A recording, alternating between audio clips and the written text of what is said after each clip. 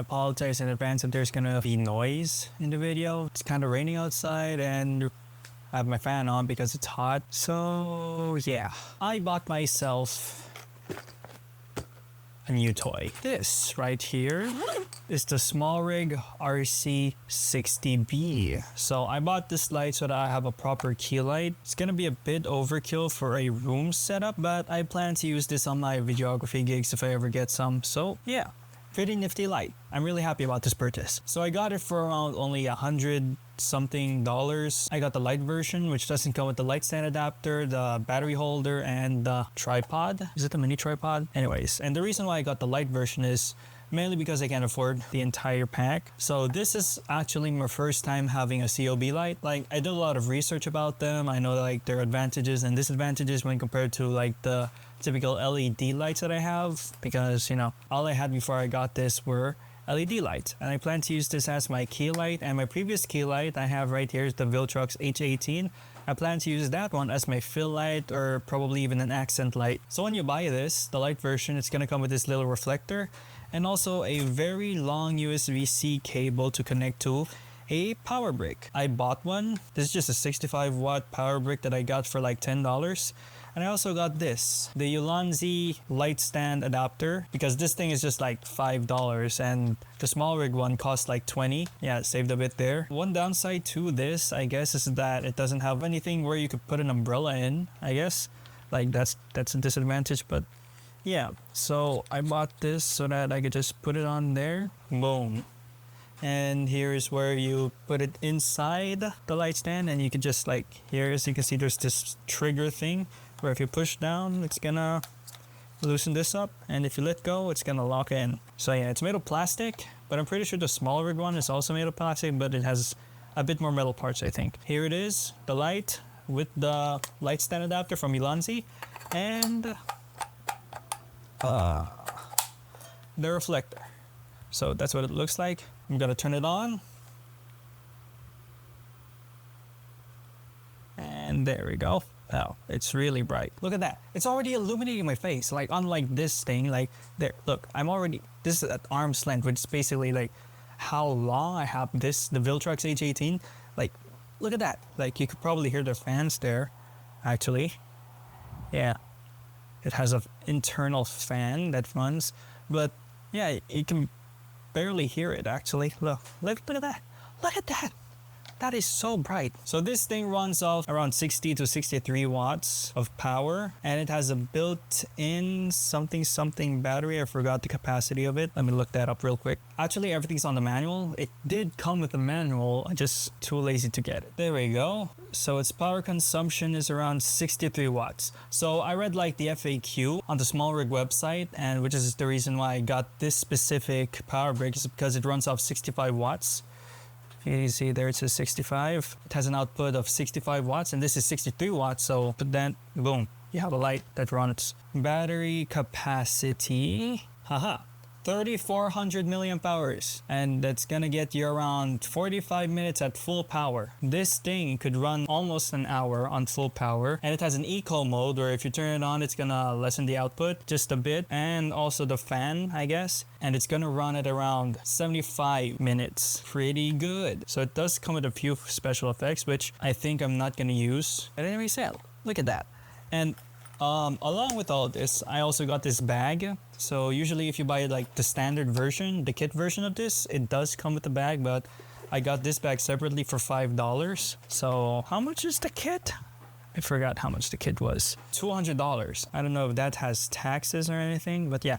And I got this for like around $110, the light version, plus this case, $5, plus this, which is like $5 again, so that's like $120, plus this, which is $10, $130. I guess the only thing missing that I really need is gonna be the power bank holder, which would run at around $20, because it has like this proprietary mounting option, I guess. I guess it goes around here, just like this this dip right there. I guess that's where you put it. But I did see there were like screws and stuff. But anyways, I'm so happy about this purchase. With this, I'm going to have a proper like lighting setup, because this, as you can see, like that is 1% power, by the way. I mean, yeah, I'm gonna put like a layer of diffusion on this, and that's probably gonna lessen it. In fact, I have a diffusion pack right here. Let's see how that is, just I could do it correctly. Look at that. Look at that. That has a layer of diffusion on it. That has a layer of diffusion on it, by the way. So, yep, other than this light and the accessories I got it with, I also bought a light stand. And it's a locally made light stand. It's like an OEM piece of gear. Let me get that real quick. So here it is. This is the light stand. The Smallrig one would usually cost you around $20 to $50, I think. This was just, again, $10. $10 for this. So if I'm going to put it on a light stand, and this, it actually has a spring. Look, it has a spring. I mean, yeah, air cushioning is gonna be way better, but at least that's something. So I could just mount this thing on here, and boom. Look at that. Look at that. I could just, boom. Just gotta tilt. Boom. Just gotta, there we go. Yep, look at that. It's tilting and stuff. Boom. Like, wow, look at that thing. Look at that. I'm so happy. So one downside to this light is that it uses a proprietary mini Bowens mount, and each light brand has their own proprietary version of it, and kind of sucks. This, luckily, it does have a Bowens mount adapter that you can buy for like $20, I think. But yeah, that's gonna cost more. So I'm gonna save for that actually, so that I could like put some standard Bowens mount equipment on this. Wow.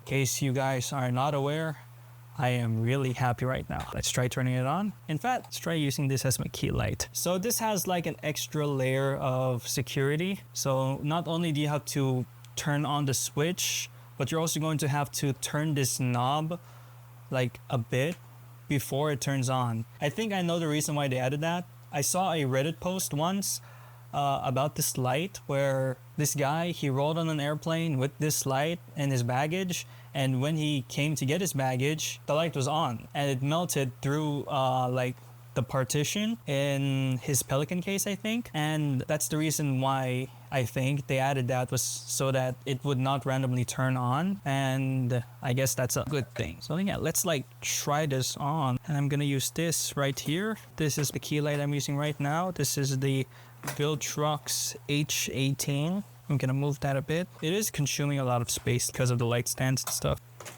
It's getting a bit cramped though. I guess that's one downside of having this type of setup. And look at that, I'm overexposed as hell. Okay, I'm gonna adjust that in the camera, wait. And I'm still overexposed. Look at that.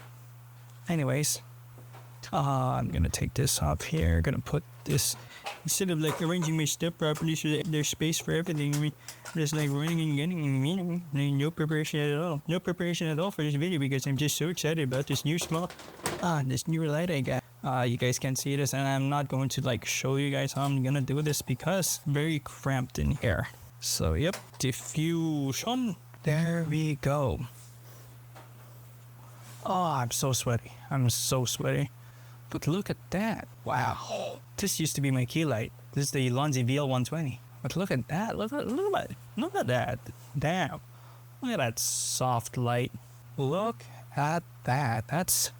That is something. That is something. Like, it's gonna be like a bit overkill for a small room studio setup, but I am happy. This is gonna be a very good investment. So yeah, that's the RC60V, I guess, and how I am resorting to alternative, cheaper options than to have their official attachments. I mean, look, I saved like $50 or something on the other stuff, and I'm gonna have enough money for the Bowens mount adapter so that I could put a softbox on this. Then after that, I'm going to have to buy a softbox. And I mean, this is already enough actually. I don't really need the softbox. This, the diffusion panel plus the light, that's already enough. Plus this, I mean, it's already illuminating my entire room really well. The small form factor as well, this teleportable, I could just put this bag. This is the typical school bag I have, and all I have to do is just put this in here. Boom. Like, that's all I had to do. And if I wanted to bring the Viltrox, I had to bring this huge bag that the Viltrox had. This huge bag. And all the modifiers I could just fit in my bag. Now I have 3 lights set up.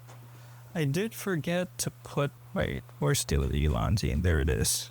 I guess I forgot to put up an accent light. But this still has... Would this still create an outline on me? Probably. Like, let's see how it would. I mean, there we go. Guess it's still good.